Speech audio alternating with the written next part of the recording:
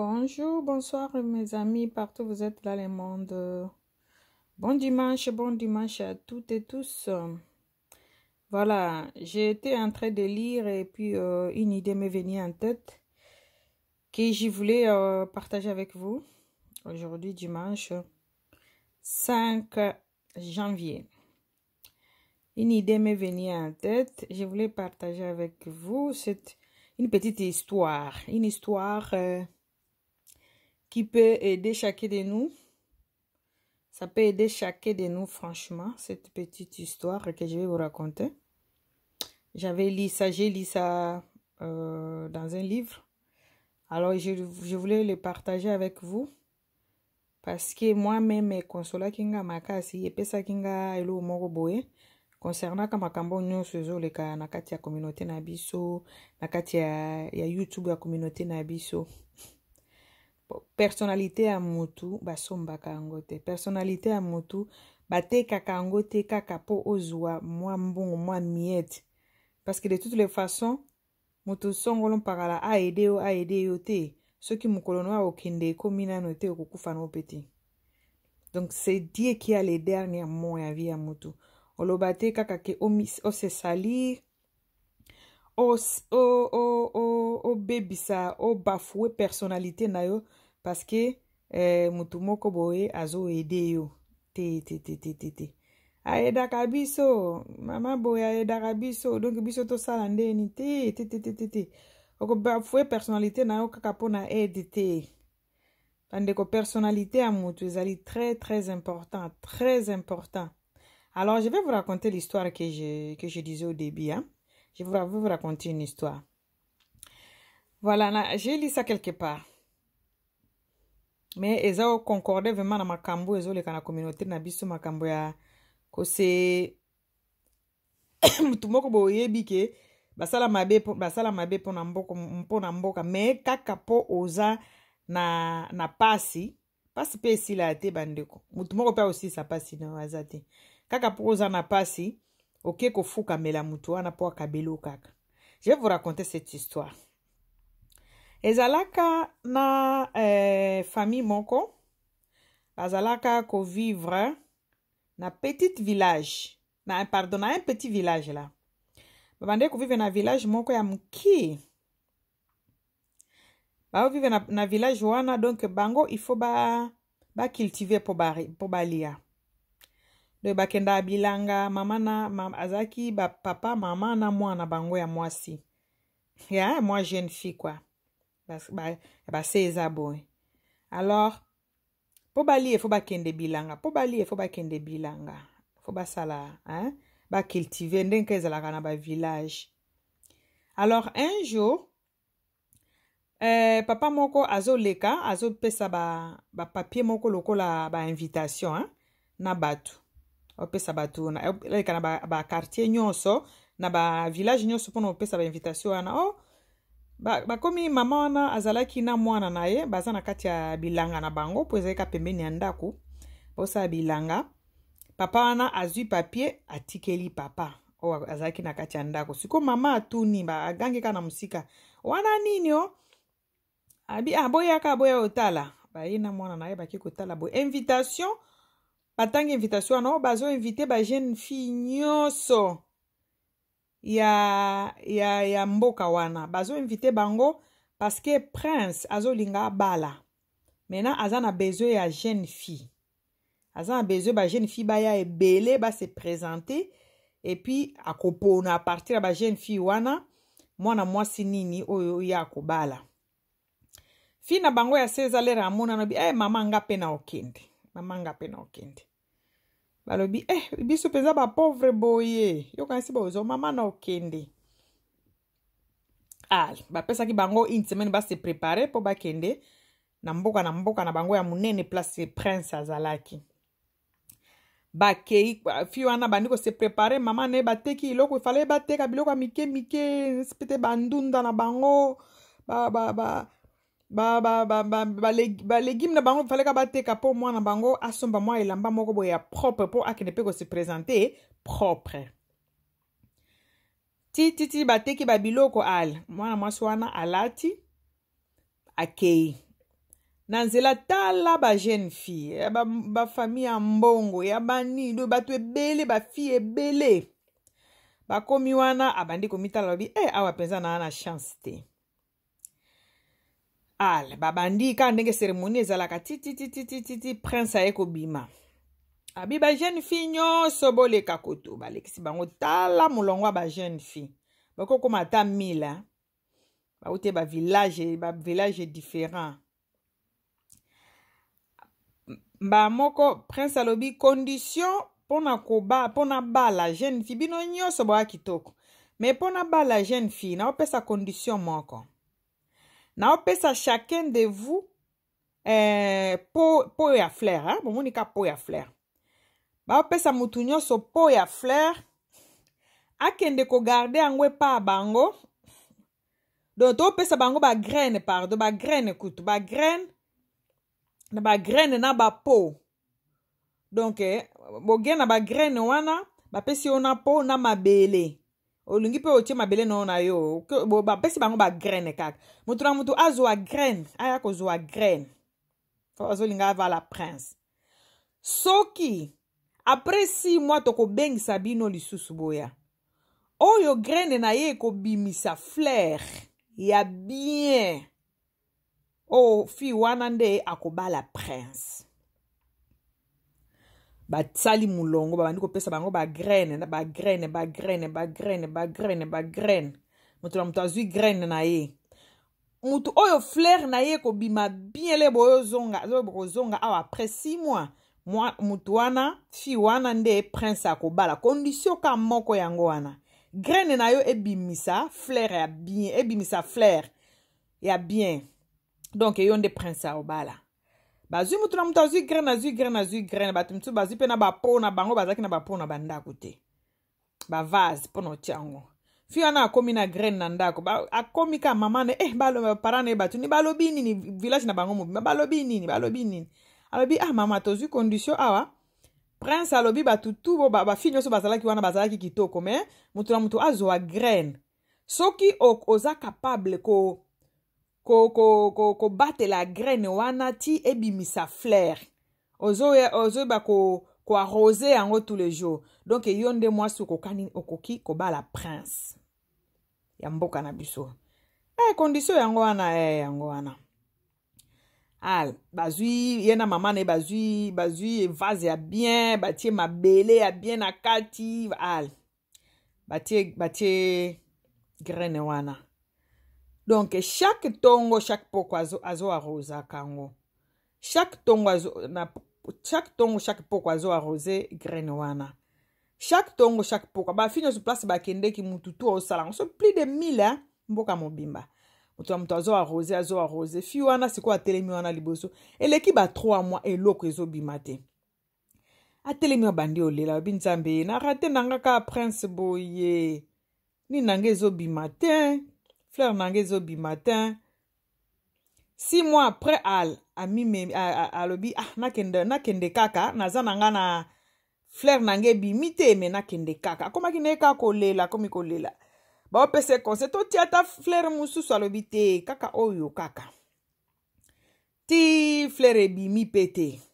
Azuka vase na ye azota la greneza kaka me ezo bimisa fleur te.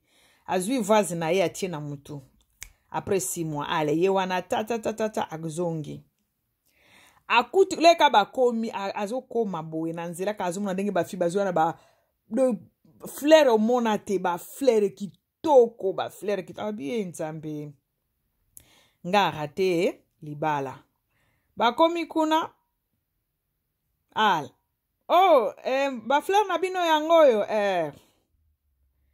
chaque mutu prince akomi atali ye na roi na prince batali ok baleki na mususu batali baranja ki bango boye po mutu na mutu atala liboso passe prince aza mutu na mutu squatie vase ne liboso na etala ba fleur mususu penza zo ya parfumé penza tala ba fleur sikoyo fi oyo autaki na village wana fi na biso wana ye vase ne eza polele eza na fleur te.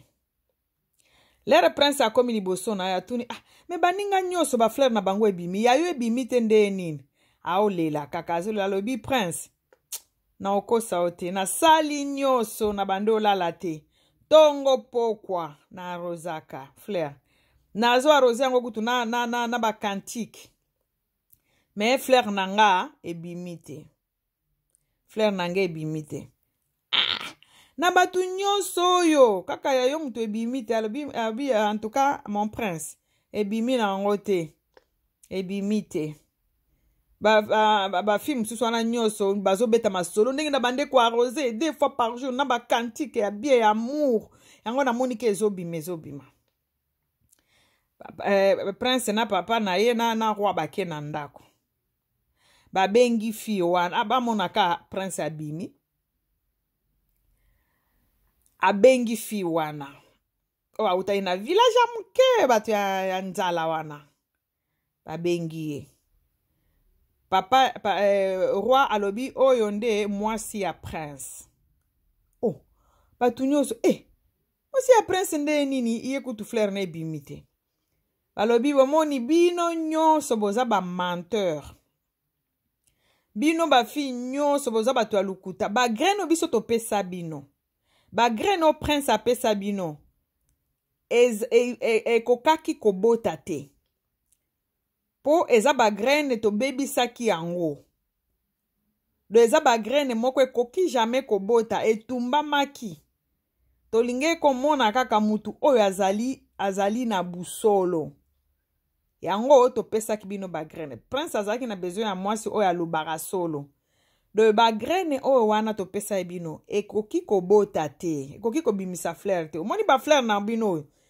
bouti nango soki wapi eza ya graine na biso te prince akobala nde mwana mwasi yo na 1000 filles azalaki la seule fille oyo andimaki ke graine na ye eboti te bandeko nanga mwana mwasi wana azonge pa bango azolela groupe ya bato bamonaka village etondi o roi azwi mwana na bino me ye graine na ye ebimi te abande kolela o ebimi te nzoka nde bagrene bapesaki bango famille ya roi baye wana na village na bango bagrene bapesaka batu nyonso bafi wana nyonso ekokaki kobimisa Fleur te ekokaki kobimisa Fleur te bandeko histoire wana l'air na tangaki yango naokaki no bite fona partager na bandeko nanga bandeko il faut to apprendre koloba solo to pona pasi okoki koteka vérité te ka pona pasi po mutu wana ozo kosa wana akosilisa pasi na ote bo moto ya mutu ezaka na kati ya busolo na ye na kati ya vérité c'est la vérité o eza na kati na yo nde kosala yo batu batosa yo batu ba respecte yo bosolo nde eko protéger yo koloba kaka te ke omoni naza na eloko te nakoki korate occasion yo te soki pe babengaka yo pe olingaki okende te bandeko nanga ki personnalité ki bo moto na yo yo moko nde okobatela yango et puis efutaka bandeko bosolo efutaka olobi non pourquoi nakende komi kaba pourquoi nakende komi faire ridiculiser juste po na gagner eloko moko boye bana basi wana nyonso bayaki susi na bango ezalaki kobala prince donc malgré bapesi bango bagrene o bango bayebaki te nzoka nde grene wana batumbaki yango deja kokai kobota te bango balingi batala mutu nani yango aza sincère fille nini yango aza sincère po kitoko ya mutu ezalaka par rapport na comportement na ye ezala mwasi ezala mobali beauté ya mutu kitoko ya mutu ezalaka par rapport na comportement na ye par rapport na bizaleli na mutu de prince abande koluka mwasi ya kitoko te abande koluka mwasi oyo aza kitoko ya kati kitoko ya intérieur bana baso na telema à tout prix babande olinga kaka babala prince bakendeki na bamarché basombi bagrene mosusu leka bamonaki une semaine 2 semaines graine wana ezobima te bakendeki na bamarché bake basombi bagrene batie na bavase wana bapesa bango epai ya prince juste po susi na bango ezalaki fo babalaka prince wana do yo ozalaka soki okangami na eloko ifo eloko wana kaka à tout prix nzala oyo ozolobaki soki mutu tsongolo pakala pesi yo eloko akolia te okolia te Donc, à tout prix, okoki kokaba même, okoki koteka même na kibomoto na yo, juste kaka po ozwa, moi $100, moi $200, moi $50 ya mutu moko boye. Maman, papa nanga, kibomoto na yo eleki eloko nyoso wana. Kibomoto no eleki mbongo. Personnalité ya mutu nde protégeara mutu, nde pesara mutu valeur. Koluka mensonge te pour gagner eloko moko boye. Non, non, non, non, non. Eloko baganyaka na busolo na vérité e umelaka. Yango mona tolobaka vérité yaka Kofi aloba musicien na biso Kofi aloba vérité yaka na escalier malembe pe koma mais lukuta nde yaka na ascenseur mbango. Donc na bomo ina yo ko look eloko soko moni ko meki ezo simba te ko force te.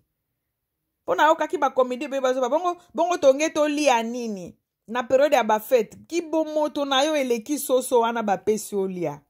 Ki bomoto na yo oza fiancé na muto bandi kokosa bande kokosa. Donc na munoko no vérité ezalaka te ezala mwasi eza mobali soki mutu a remarqué ke o makambo yebisaka e busolo eza na kati te esisa na bolingo bino busolo ezalaka na kati na biso te ba ime busolo batu ndambu nde bazaka na busolo batu ebele bazaka na solo te akokosaka à tout prix a gagner eloko wana pa mutu wana. Oh, soki o lobby vérité lobby non, mon frère, eza boye, na bande ko bimana mutu boye, yango omoni, esali pe boye. Mutu anera okendo verifia ko mona vérité na kati, ya maloba na yo, ako respecte yo. Me biso toko saka mingi, vérité zala mukie. Bana basi wana nyoso barataki libala ya prince, pourquoi? Po bande olinga à tout prix, baba la prince, à tout prix. À tout prix. Pona kolinga à tout prix. Bae ko perdre siko nyonso. Bake kokosa na kokosa ke fleur na nga yango ebimi. Oh, fleur ebimi na ngo te. Ba pesa ki bango ba graine o ekoki ko bimisa fleur te. Siko likambo wana ete ya kinga makasi nga lobi na ko partager yango na bandeko na nga. Bandeko, to apprendre ko lobaka vérité. Ata soki esuwa nde nini loba vérité. Ate ko suwa nde nini ko luka te ko luka ba manœuvre ko sala ba manœuvre juste pour gagner quelque loko moko boye. Fin de fait, peut-être mutu wana azo poser ba question mais ayebi déjà vérité mais azo linga kaka a sonde yo. Yo siko tandi na yo lukuta, o tandi lukuta. Au mona 2-3 jours mutu ango abandi ko éviter yo. Pourquoi? Parce que busolo ezate. Goko kansate ke na mukolo moko oyo muto kabelo lelo soki di sopo kendolia na fête. Bon après fête. Mais soki ayebi ke oza mutu moko otekaka ki personnalité na yo te pona lokoso. Ako respecte yo. Ata soki okabelo soso isusu te. Okabelo eloko ayebi ke ekoza na valeur ya bomoto na yo. Voilà. Bande konanga. To se faire respecter.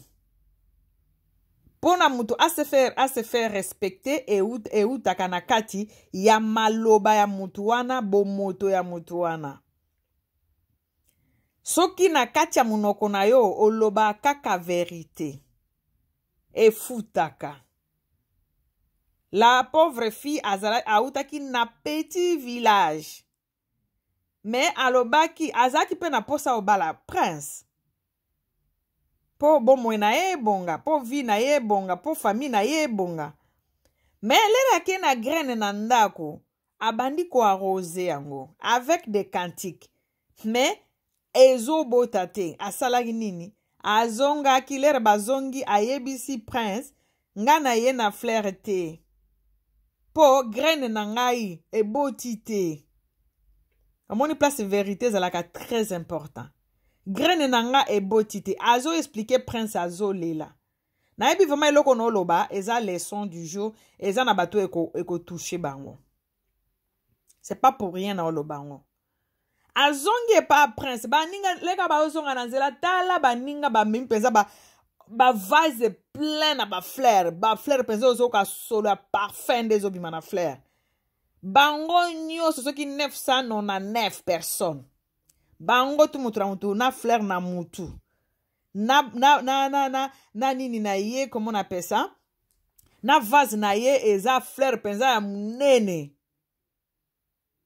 me ye na nzela siko azolela lobi yanga ebimi te ndenge nini yanga ebimi te ndenge nini bakomi liboso ya prince mutu nyonso na fleur na ye liboso na donc otie vase na yo liboso yo nsima ya vase na yo basali sikoyo cercle boye tala ba fleur. La fille commence à pleurer. Alobi nzama mama omoni yanga ebimi te tala baninga nyonso ebimi na bandolinga na bala prince.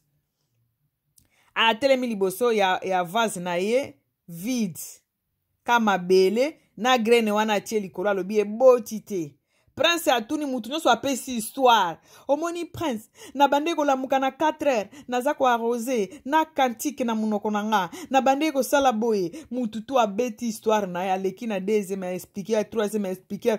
Oh prince ayebi ke ba graine wana apesa ki bana basi wana ekoki jamais kobota. Ba graine wana ekoki jamais kobimisa fleur. Tala ndenge lukuta ezalaka na mokili ya biso oyo. Fin de fe ba okanga yo nango. Fin de fe ba okanga nango lukuta. Eloko eleki ko protéger bo personnalité ya moto ezati. Zala na yo mutu ya nzala. Zala na ona nzala meko zala mandia te. Kwa envie pete.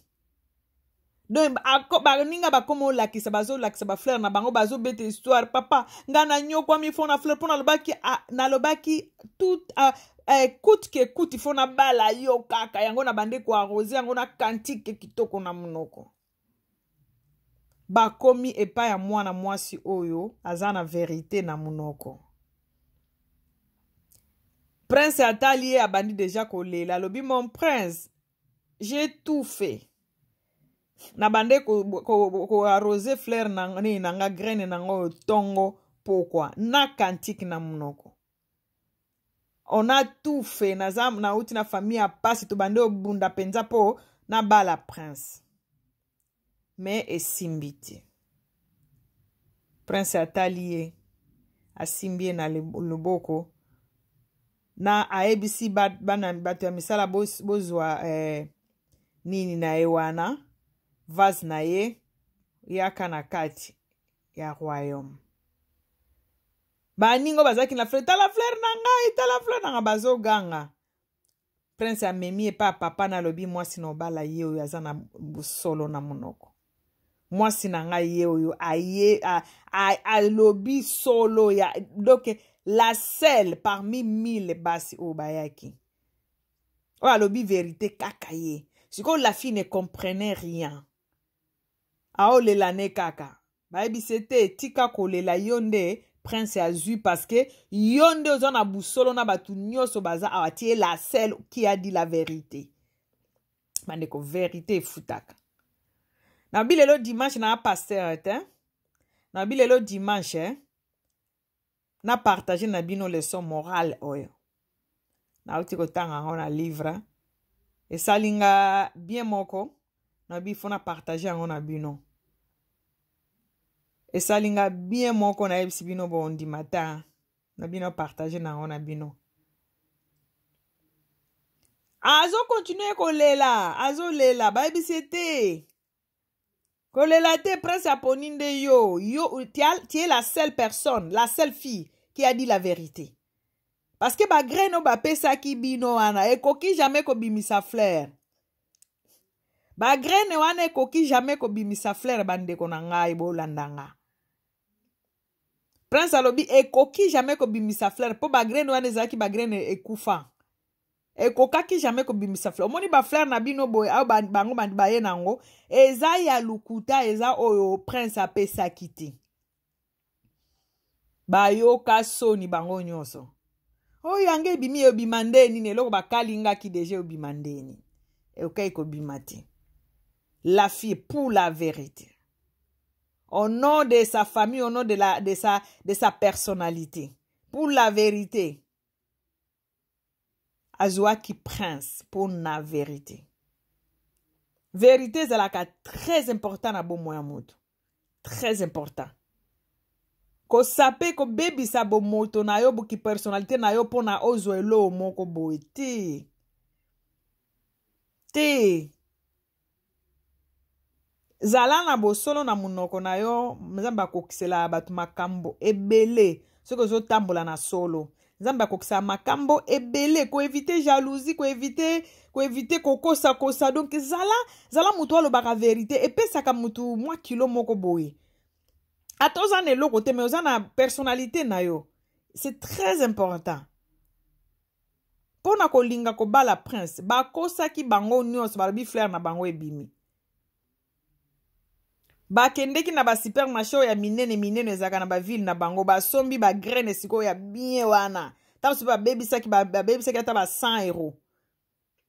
Po ba ya kotia graine ya bie bazui o wana batie pembeni. Mutu moko te azaki su na graine wana te. Ba bimisi ba fleur ya lukuta. Mais la sel, o abande ko uta kutu na village ba lia aka soki ba loni eloko. Ba lia aka soki ba buki na bilanga. Atali premier mois, eloko yo bimate deuxième mois, troisième mois bandi ko lela mais zo bimakati. Bato bapesaka e conseil nyonso. Salaka boye ko simba. Toke ko lukelo ka ba graine. Awa kutu timanda ko ba graine ze bele ozano ba fleur. Alobite. Nga ka prince apesaki wana. Ndenge bimite. Na okendo yebisa bango ka vérité. So ba salanga nini ba salanga e. Et c'est elle qui a été prise par les princes. C'est elle qui a été épousée par les princes. Pourquoi? Parce qu'elle avait la vérité. Namunoko na biso maloba lukuta ebimaka mingi te. Et si sakabo moto ya mutu, okorate pe makambo ebele, soki loba trop. Biloko msusu non fondé, ozo loba kaka po ba mona ko ozo loba. Juste po ba mona kaka ozo loba, esili. Ekitisa mutu.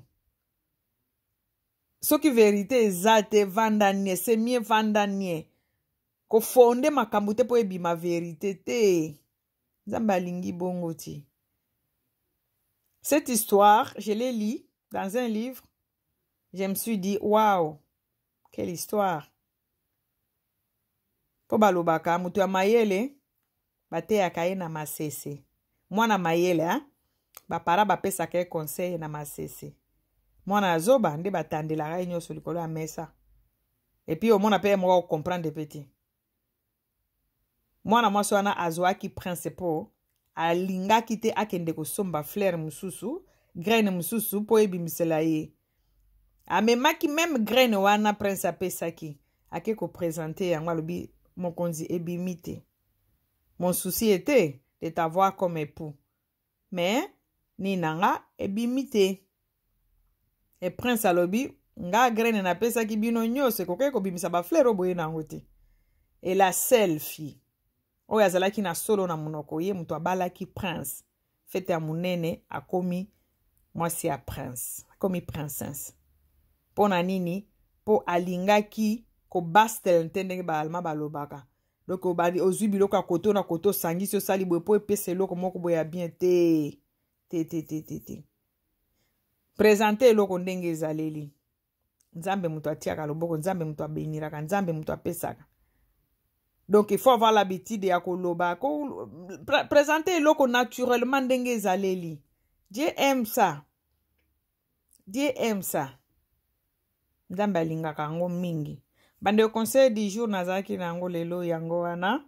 Na essayer sikoyo na conclure. Donc, j'ai parlé ici d'une petite histoire que j'ai lue dans un livre intéressant qui m'a marqué, c'est aussi qu'on peut ça vraiment communauté n'a peut-être conseil et ango na yaki ko peut ça bino histoire ango. Il y a jeune fille moko bande fan na village na bango bazaki vraiment la possibilité te prince ya mboka wana prince na bango alobi azolinga bala mwasi ba jeune fille nyoso ba se présenter. Alors ba jeune fille bazwamaki na ba village nyonso ezalaki tuto pene ya mboka ya mokonzi na bango bakendeki se présenter. La fille maintenant bapesa ye bango mutu na mutu graine akende kolo nango. Et puis après 6 mois aya nango ekomi fleur baotala o fleur ne ozala bien. Bakendeki na ba graine, la fille est partie avec na graine na ndako pa bango na mwan bikok na bango ya muke. Asombaki vase na ya bandi kwa rosa ka graine wana matin soir kaka ndenge bapeselaki bango yango kuna. Après 6 mois graine na ebimisaki eloko te, azongaki pa prince ake kolakisa ye vase na ye vide. Alobi mokonzi ni nanga graine nanga ebimisi fleur te. Nzokande mokonzi abande kolinga koyeba mwasi nini akoki kobala mwasi oyo akosaka te mwasi ya solo. Mwasi oyo alobaka verite. Bo kitoko ya mwasi ezalaka na kati kuna. Makambo ezobima na kati na yo nde fo mona verite. Ezate ke extérieur. Siko prince aye komona ke elle était la seule oyo alobaki verite. Na ba misusu wana nyonso bango nyonso bayaki na ba vase na bango etonda na kati kuna ba fleur kitoko. Mais la fille elle est venue sans fleur, vase na eza polela lobi azolela lobi mokonzi fleur nange bimite. Mokonzi abalaki alobi elle était la seule qui avait dit la vérité. Donc bande konanga conseil ya journée à lelo dimanche le 5 janvier ezali to apprendre koloba vérité. Et ça la ka bien et préservaka et puis préservaka bomoye na biso. Et pesaka biso ba valeur moko bo intérieur. Et puis zamba asepelaka na bato baloba busolo. Merci beaucoup bande konanga yo balandi ngai. Conseil du jour nazaki nango yango ananzamba lola tikala kobatela moko na bino. Bon dimanche à vous. Bye.